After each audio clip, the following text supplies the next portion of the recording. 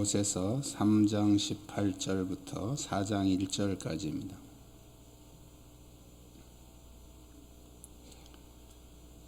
골로새서 3장 18절부터 4장 1절까지 한 절씩 교독하겠습니다. 아내들아 남편에게 복종하라. 이는 주 안에서 마땅하니라. 자녀들아 모든 일에 부모에게 순종하라. 이는 주 안에서 기쁘게 하는 것이니라.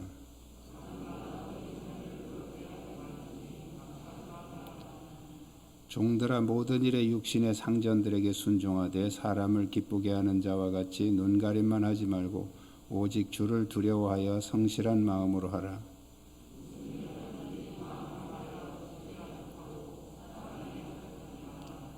이는 기업의 상을 주께 받은 줄 아나니 너희는 주 그리스도를 섬기느니라.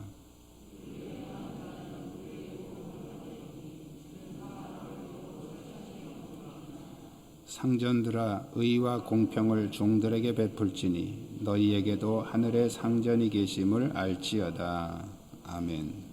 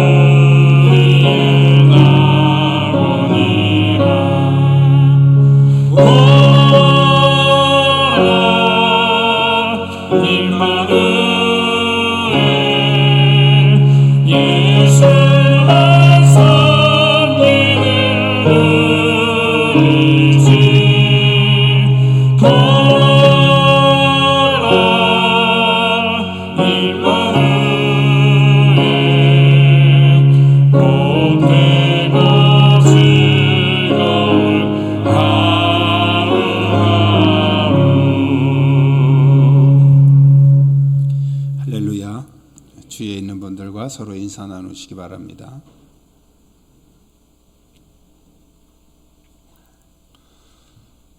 지난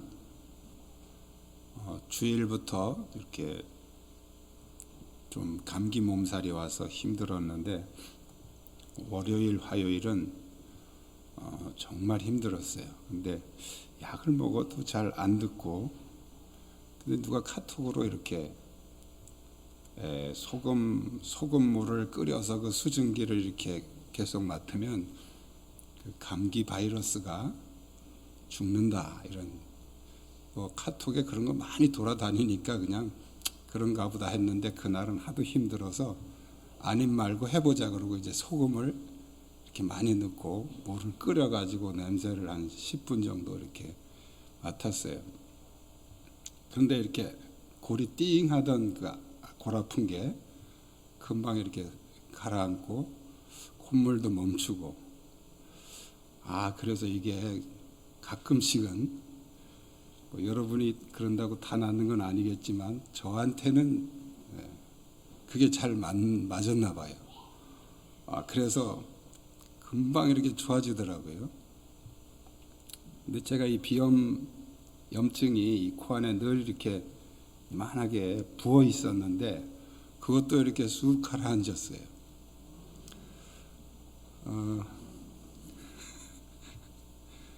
혹시 참고가 될까, 여러분들에게.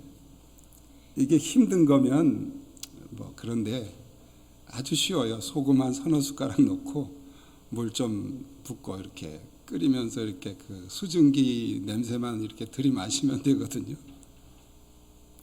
너무 쉽고 편한 건데 의외로 이렇게 효과가 좋아서 여러분들에게 소개해 드립니다. 해로울 건 없으니까 좀 이렇게 감기 증상이 있는 분들은 한번 해보시면 안 맞을 수도 있지만 또 잘 맞으면 좋은 효과도 얻을 수 있을 것 같습니다. 우리가 일반적으로 이제 기독교를 사랑의 종교라고 이렇게 말합니다. 그것은 바로 하나님이 우리를 위해서 예수 그리스도를 십자가에서 죽게 하기까지 사랑하신 그 사랑이 이제 핵심이고, 성경을 이렇게 요약하면 하나님이 우리를 어떻게 사랑하셨느냐, 그리고 우리는 어떻게 사랑하면서 살아갈 것이냐, 이걸 성경이 전체적으로 기록을 하고 있습니다. 그러나 사랑이라는 말이 굉장히 이렇게 좀 광범위한 개념이기 때문에 막상 우리가 실천하려고 하면 뭘 또 어떻게 해야 되는지 이렇게 쉽지는 않죠. 그래서 오늘 본문은 새 사람이 된 우리가 사랑이라는 그 큰 울타리 안에서 가정을 어떻게 이끌어 갈 것이냐, 가정을 어떻게 세워갈 것이냐, 그것을 이제 위에서 세부적으로 각 그 해당되는 사람들에게 필요한 요소들을 우리에게 이렇게 설명을 해주고 있습니다. 오늘 말씀을 통해서 여러분의 가정이 회복되시기를 축복합니다. 우리 한번 따라하겠습니다. 세 사람의 부부관계는 복종과 희생이어야 합니다.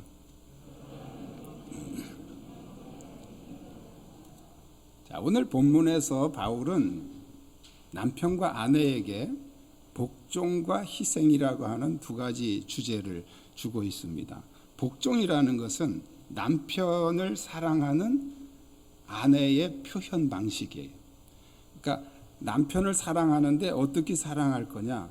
복종이라는 방법으로 사랑한다는 거예요. 에베소서 5장에서는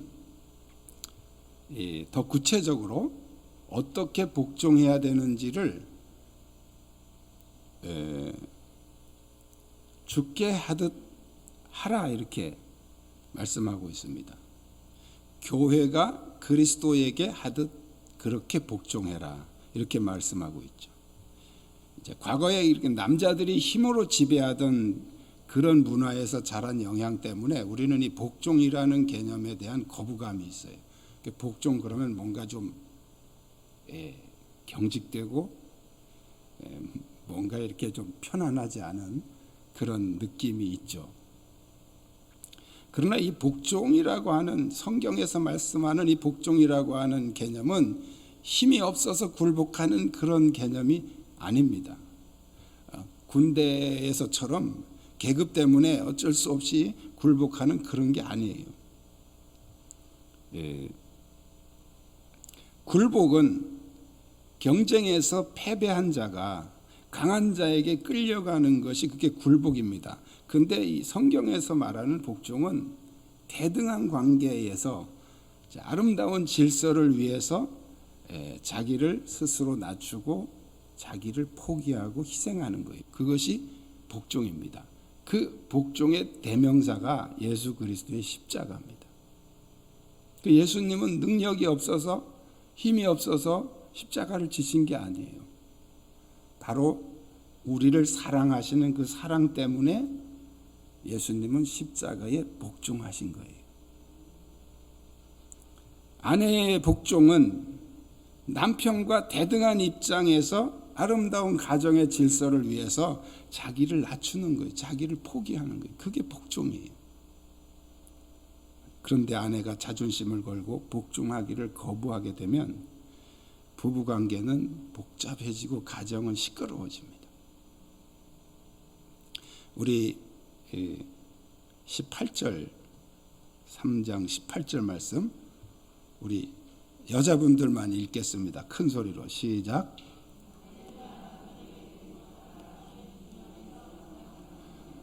이는 주 안에서 마땅하니라, 당연하다, 이의 제기를 할 수 없다, 그런 얘기. 주 안에서 복종하시기를 축복합니다. 근데 남편에게 요구되는 게 있어요. 그 남편에게 요구되는 것은 오늘 본문에서는 사랑하며 괴롭게 하지 말라 이렇게 얘기했죠. 사랑하며 괴롭게 하지 말라. 근데 에베소서 6장에 가면 그 사랑하는 방법을 뭐라고 말씀하냐면 그리스도께서 교회를 위해서 십자가에 죽으신 것처럼 해라 그랬어요. 그걸 사랑이라고 말하고 있죠. 다시 말씀드리면 남편이 아내를 사랑하는 표현 방식은 희생입니다. 희생. 십자가에서 죽으신 예수님의 그 모습처럼 자기를 죽이라는 거예요. 희생. 그래서 오늘 본문에서는 남편들은 아내를 사랑하며 괴롭게 하지 말라 그렇게 권면하고 있어요. 괴롭게 하지 말라.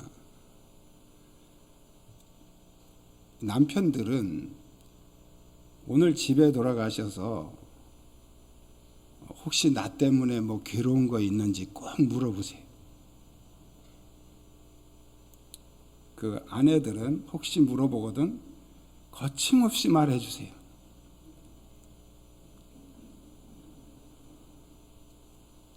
나는 당신 매일 세 끼씩 밥에 바치는 게 너무 괴로워. 그러면 남편은 거기서 아내가 이런 것 때문에 괴로워하는구나 하고 짐을 좀 덜어주세요. 그럼 하루에 한 끼는 내가 할게 그러든지, 뭐 할 줄 모르니까 설거지라도 할게 그러든지, 그래야 가정이 이게 공평해지는 거 아니겠어요? 맨 복종만 강요하고 자기는 아무것도 희생하지 않으면서 그거는 사랑이 아니고 굴림이에요. 굴림. 그거는 깡패들이나 그렇게 하는 거예요. 유교 사상에 젖은 사람들은 그렇게 하는 거예요. 우리 그리스도인들은 그리스도인의 사상으로 살아야지 유교 사상으로 살면 안 되는 거예요.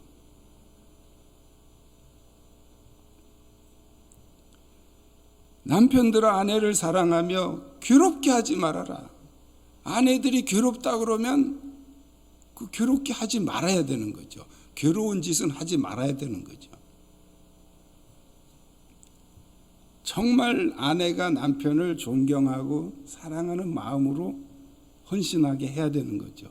그러기 위해서는 남편이 또 아내를 위해서 그만큼 희생을 해야 되는 거예요.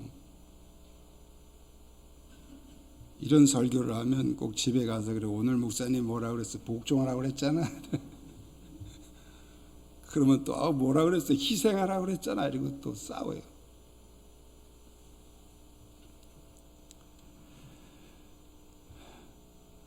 희생은 상대방을 굴복시키는 것이 아닙니다. 나를 포기하고 나를 굴복시키는 거죠.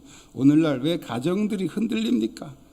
남편은 아내에 대해서 희생할 줄 모르고 아내는 남편에 대해서 복종할 줄 몰라요. 이 희생과 복종이라는 개념을 몰라요. 알긴 알지만 또 실천을 하지 않죠. 사랑은 몽롱한 감정이 아닙니다. 현실이고 실제고 행동입니다. 우리 19절 한번 남편들만 읽읍시다. 남자들만 시작.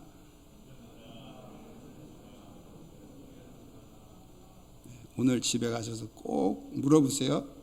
나 때문에 괴로운 게 뭔지, 괴로운 게 있는지.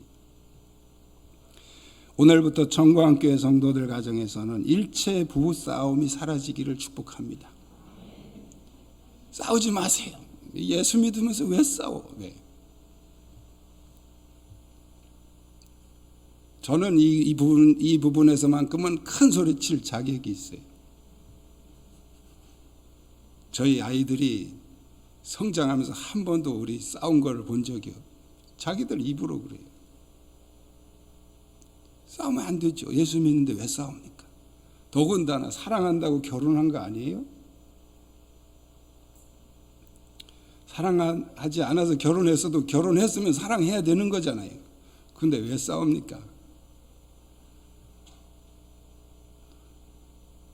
주변에 있는 사람들이 야 역시 교회 다니는 사람은 틀리구나 이렇게 말해야지.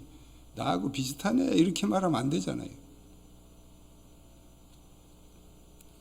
제가 안 싸웠다 그러면 어떤 사람들은 잘 안 믿어요. 그게 가능하냐 이래요. 가능하니까 하는 거죠.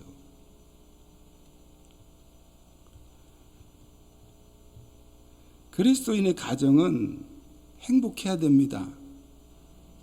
행복해야 돼. 행복이 그냥 됩니까? 그게 남편의 희생과 아내의 복종으로 행복이 이루어지는 것이죠. 두 번째 따라합니다. 세 사람의 부자 관계는 순종과 돌봄이어야 합니다. 자, 오늘 본문에서 바울은 이제 부모와 자녀 관계를 간단하게 요약하고 있어요. 자녀들아 모든 일에 부모에게 순종하라. 이는 주 안에서 기쁘게 하는 것이다. 아비들아 너희 자녀를 노엽게 하지 말지니 낙심할까 합니다.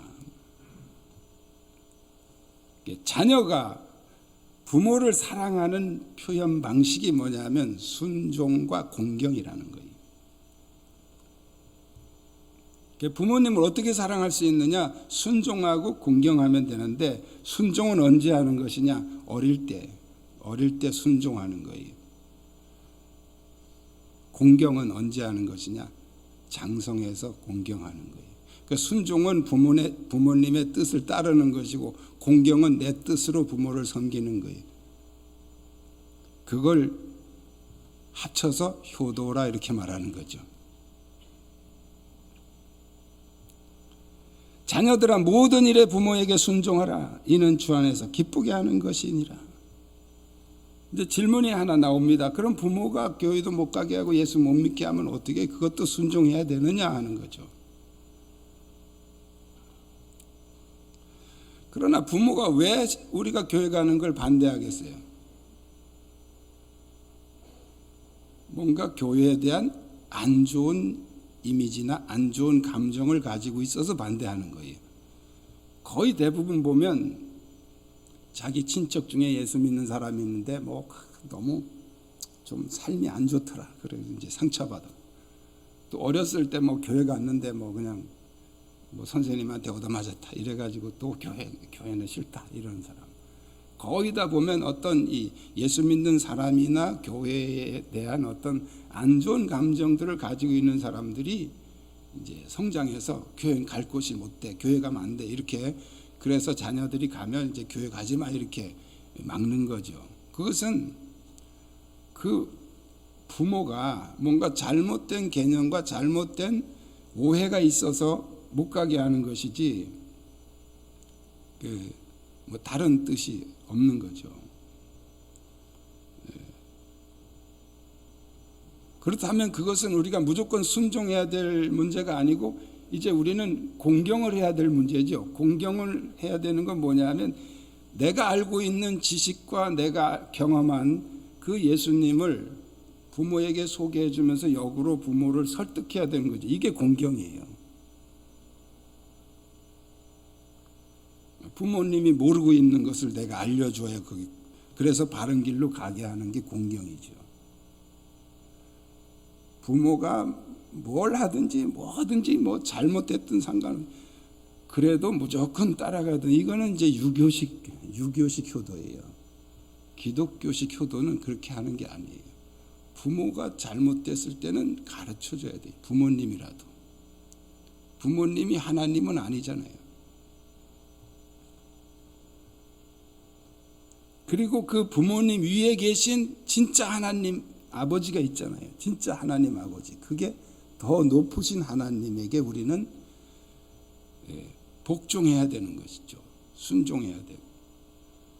그래서 더 높으신 하나님의 뜻을 부모님에게 전달해서 부모님도 예수 믿게 하는 게 그게 올바른 효도고 그게 공경이에요.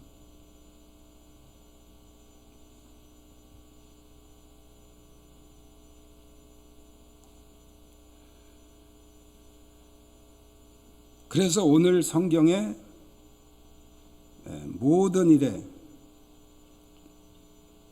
부모에게 순종하라. 이는 주 안에서 기쁘게 하는 것이다. 주 안에서 기쁘게 하는 것. 그러면 부모의 잘못된 신앙관으로 자녀의 신앙을 방해하는 것은 어떻게 해야 되는지 나오잖아요. 주 안에서 기쁘게 하는 것이다. 그 다음에 부모가 자녀에 대해서 오늘 성경에서는 노력게 하지 말지니 낙심할까 함이라 이렇게 말씀하고 있어요. 자녀에게 관심을 가지고 따뜻하게 돌보는 것은 부모의 의무이고 사랑입니다. 자녀들을 이렇게 열심히 키웠는데 좀 마음에 안 들면 흔히 뭐라고 말합니까? 내가 널 어떻게 키웠는데 뭘 어떻게 키워요? 다 그렇게 키우는 거예요. 부모들은. 그런 거 가지고 자녀에게 막 뭘 요구하고 하시면 안 돼요. 그럼 난 어떻게 우리 부모님이 키우셨는데? 똑같은 거예요. 부모님이 날 그렇게 키워주셨으니까 나도 자녀를 그렇게 키운 거예요. 거기다가 대고 널 어떻게 키웠는데 네가 그렇게 하면 되냐 하면서 막 어떤 자기 어떤 걸 강요하거나 그렇게 하면 안 된단 말이죠. 의외로 많은 부모들이 자녀를 학대하고 있다는 거예요. 잘못된 사상을 가지고 있으면 바르게 키운다고 하면서 학대를 합니다. 또는 방치해서 문지아를 탄생시키기도 하죠. 아비들아 너희 자녀를 경록해 말지니 낙심할까 합니다. 여기 경록해는 난폭하게 하는 뜻입니다. 그러니까 부모의 잘못된 교육이 자녀를 난폭하게 하거나 아니면 너무 의기소침해서 아무것도 할 수 없는 무기력한 자녀를 만든다는 거예요. 너무 엄격하게 가르친 부모 밑에서 자란 자녀는 두 가지 양상이 나는데 하나는 난폭해지거나 아니면 무기력해진다는 거예요.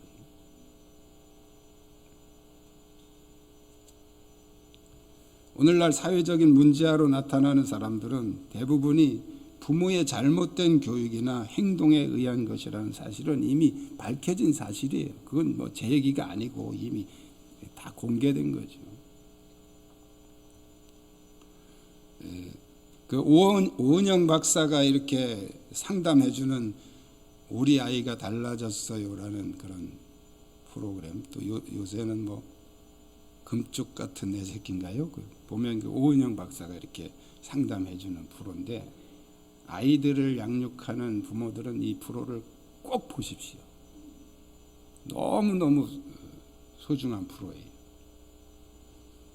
근데 부모들은 이제 우리 아이가 너무 문제가 많다 이러고 와가지고 막 이제 고발을 해요. 얘는 뭐 이렇게 아주 통제도 안 되고 다룰 수가 없다. 근데 오은영 박사가 딱 찾아 들어가면 결론은 다 하나예요. 부모의 잘못이에요. 근데 그걸 막연하게 부모 잘못이다 이러면 모르는데 이분은 그 문제를 정확하게 파헤쳐서 교정을 해줍니다. 그럼 아이가 달라지는 거예요. 그 부모가 잘못 키우려고 그런 게 아니죠. 자기도 모르는 거예요. 그러니까 우리가 잘못된 사상이나 잘못된 생각을 가지고 있으면 자녀를 사랑한다고 열심히 키웠는데 그게 자녀를 잘못 가게 만든다는 거예요. 혹시 자녀 문제 때문에 여러분 기도하고 고민하는 분들이 있으면 이제 자녀 문제 가지고 더 이상 기도하지 마시고 자기 문제 가지고 좀 기도하세요. 자기가 내가 어떤 사람인지, 하나님이 내가 어떻게 변하기를 원하시는지, 내가 뭘 잘못하고 있는지 좀 자기 문제를 가지고 씨름해야 되는데 계속 자녀에게만 집착해서 이 아이를 어떻게 바꿔달라고 그거 10년 20년 기도해도 안 바뀝니다. 자기가 바뀌어야 바뀌는 거죠.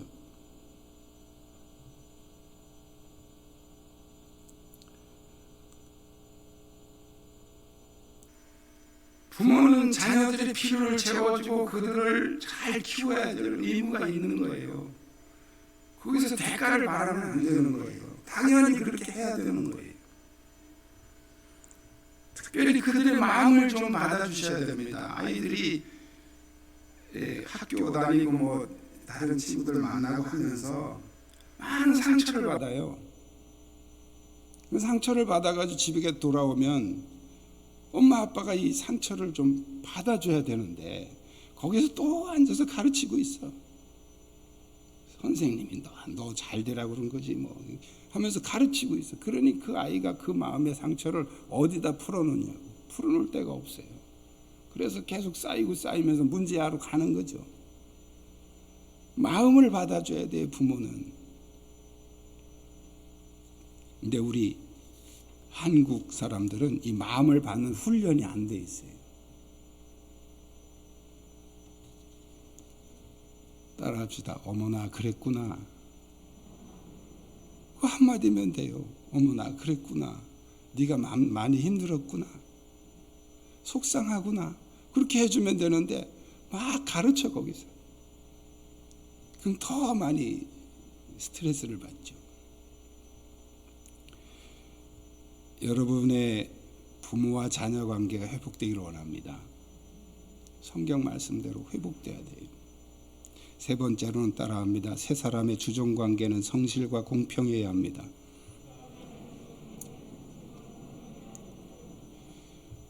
바울은 오늘 본문에서 이제 주인과 종의 관계, 그 당시는 이제 노예 제도가 있던 시대이기 때문에 이게 중요한 주제입니다. 그래서 종은 어떻게 해야 되고 주인은 어떻게 해야 되느냐 하는 문제를 다루고 있죠. 종은 어떻게 해야 되느냐? 한마디로 성실해라, 성실.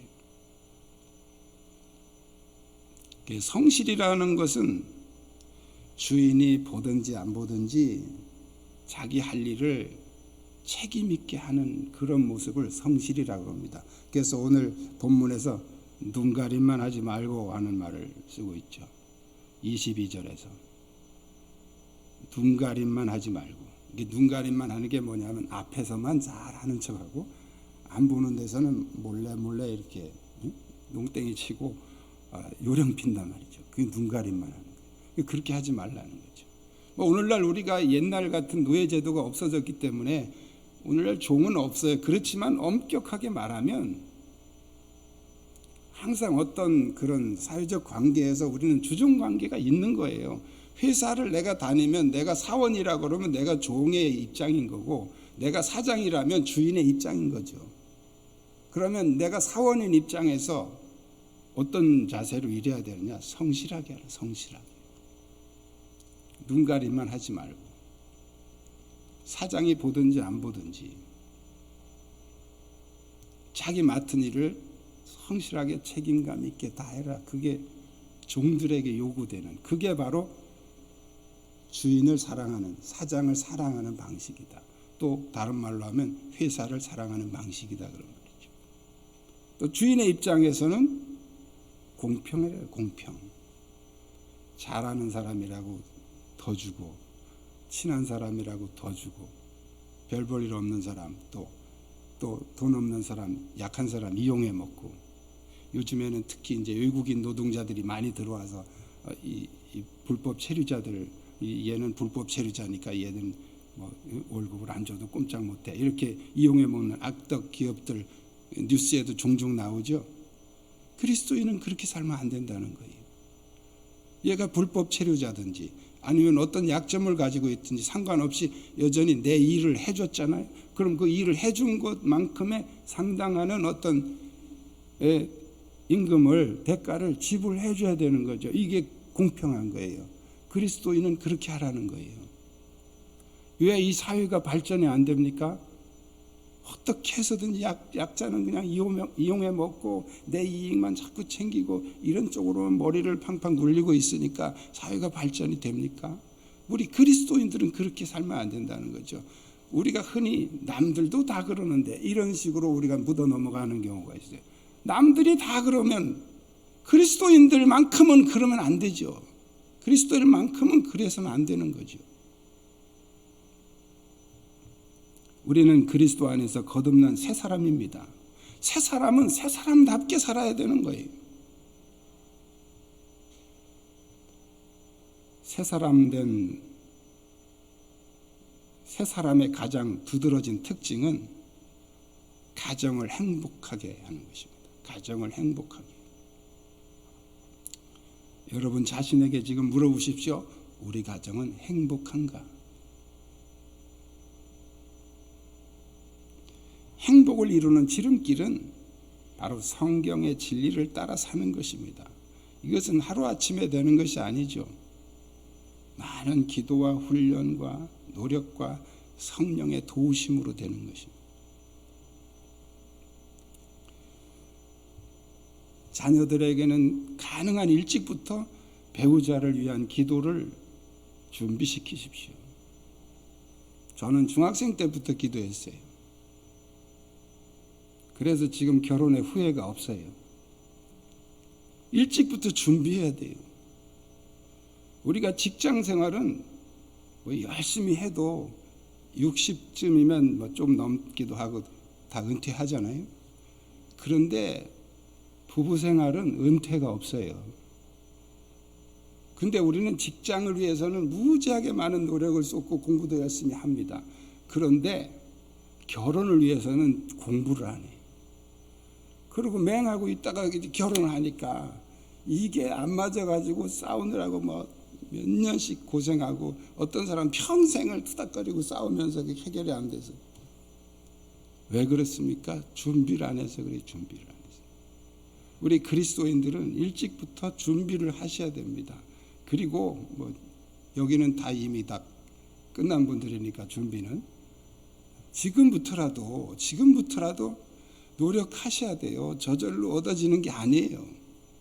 희생과 복종이라는 이 엄청난 나무를 심어서 잘 가꿔야, 그래야 그 가정의 행복이라는 것이 이루어지는 것이지 그냥 어느 날 갑자기 찾아오는 게 아니단 말이죠.